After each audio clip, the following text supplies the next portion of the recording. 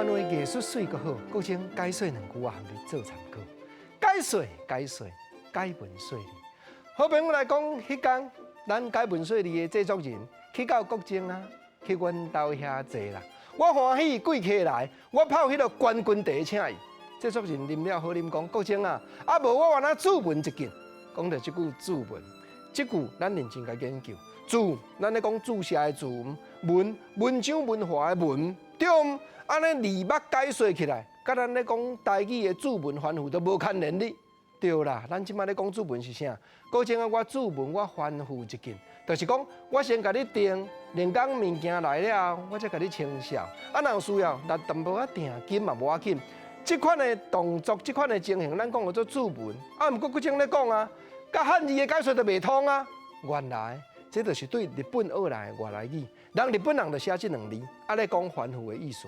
日本话就是用这两字咧表示繁复的意思，咱台湾人看到，照日本汉字台语的发音来好，啊这两字都注文啊，甲吸收落来，所以这正外来语对日本学来哦。过前啊，真甲制作人因讲好，你要一斤吼，我甲茶老板讲，无后礼拜制作人你才来摕。制作人真好意，伊讲啊无吼，一斤看几千，我先寄你。我讲唔通，我这个人吼真脱线，你若钱寄我无定甲摕去开。即句脱线嘛共款，即句脱线，咱认真来甲理解。脱线，咱以汉字的解说，应该就是离线坐哩。毋过吼，咱台语咧讲脱线，毋是离线坐呢。咱台语咧讲的是讲话离经，做代志散漫或者脱线，无毋对啦。啊，这原来国情研究出来，对日本外来语吸收来。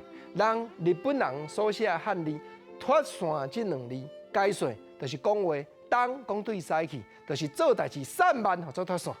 啊，我讲安尼，讲吼，制作人你唔通惊我，制作人原来真有量。伊讲笑讲，嗰种啊无要紧啦，你若摕去开吼，当作我甲你寄付的。哦，这两字寄付咱嘛来研究哦。